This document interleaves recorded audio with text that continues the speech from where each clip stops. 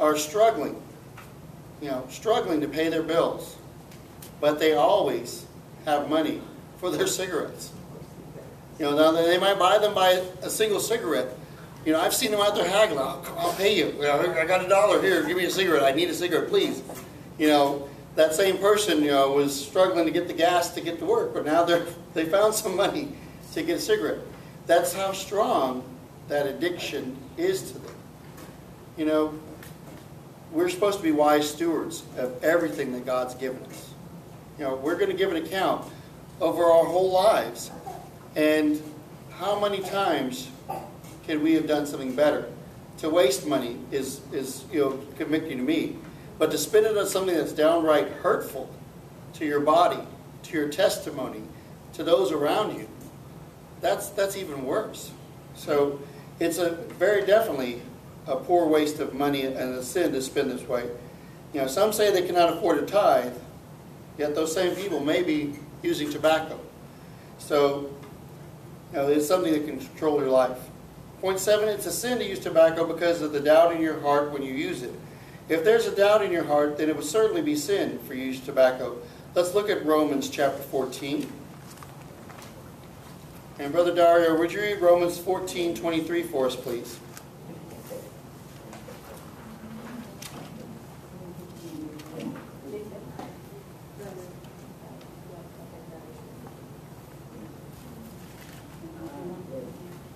And he that doubteth that is that he eat because he eat not of faith, for whichsoever is not of faith is sin.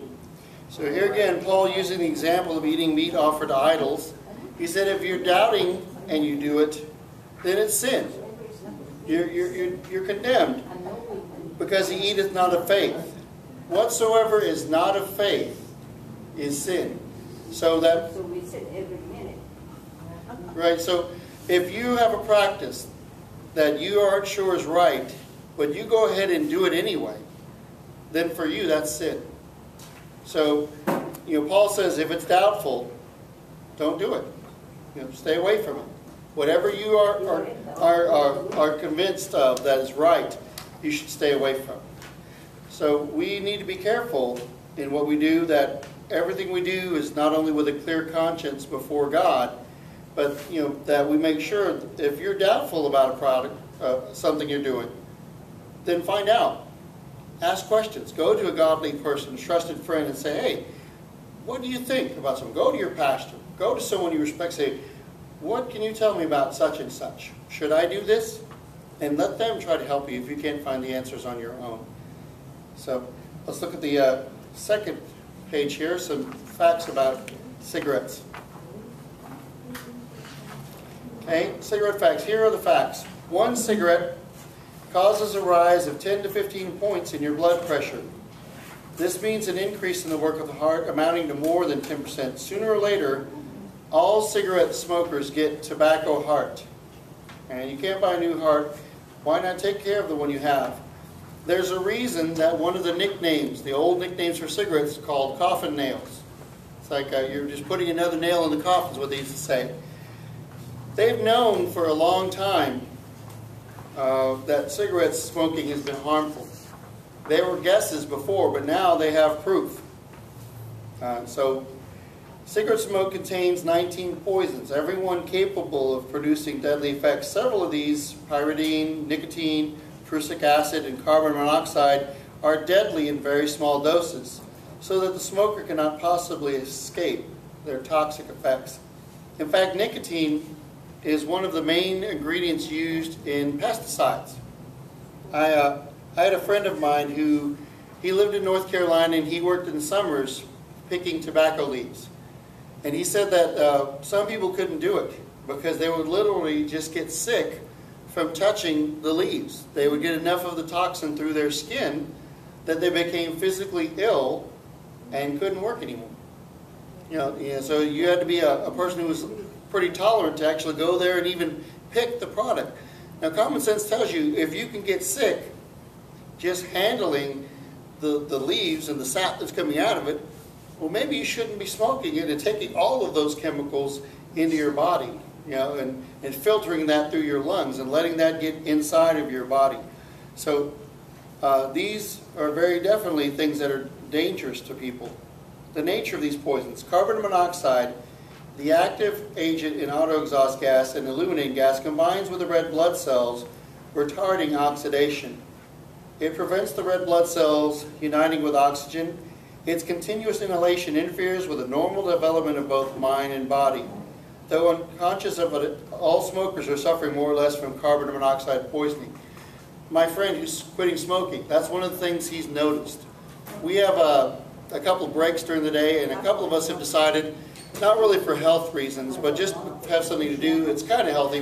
We sit a lot at our jobs. We're on the phones. Now we'll stand and do. I try to get up and move around as much as I can because you just don't have much opportunity in your job to get exercise.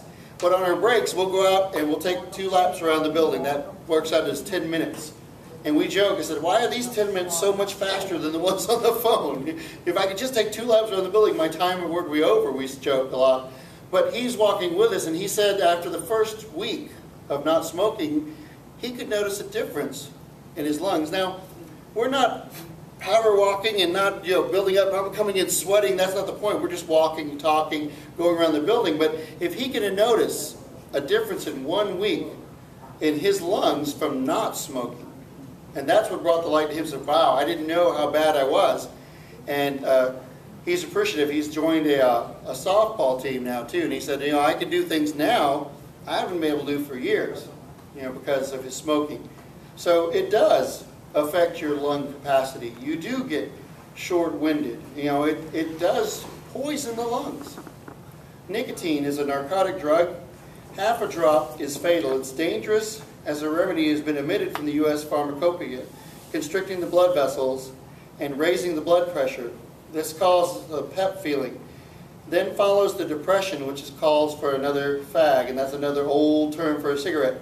Affects the heart, kidneys, and liver. It makes that yellow stain on your fingers, and think of what's doing to your vital organs.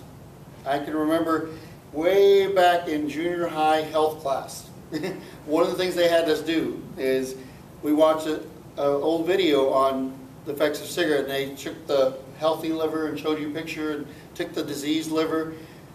I mean, just from the practice of smoking cigarettes, the effect on the body is proven, and it's dramatic.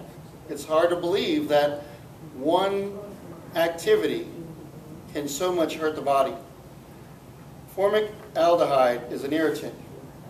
Carbolic acid, imagine the effects on your lungs and throat. Carbolic acid is used for many purposes. One of those is actually part of the embalming technique. So you want to pre-embalm your body, go ahead and smoke, I guess. Furfural, the poisonous agent in whiskey. 1 cigarette contains as much of it as there are in 2 ounces of whiskey. Furfural is 50 times as poisonous as alcohol. This drug causes tremors and twitching of the muscles. Have you not noticed this result in cigarette smokers? In larger doses, furfural gives rise to convulsions, paralysis of the respiratory muscles, and this drug makes all cigarette smokers short-winded. So it is not just the smoke in their lungs, which common sense would tell you filling your lungs with smoke is not a healthful practice, but the chemicals that are actually being introduced are even way more damaging than just smoke. Acrolein has a violent action on the nerve centers, producing degeneration of the cells of the brain, which is quite rapid among boys. Unlike most narcotics, this degeneration is permanent and uncontrollable. Saltpeter, potassium nitrate, is the paper that keeps the cigarette burning, and it causes untold millions of dollars of loss in fires started by burning cigarette stubs. Now they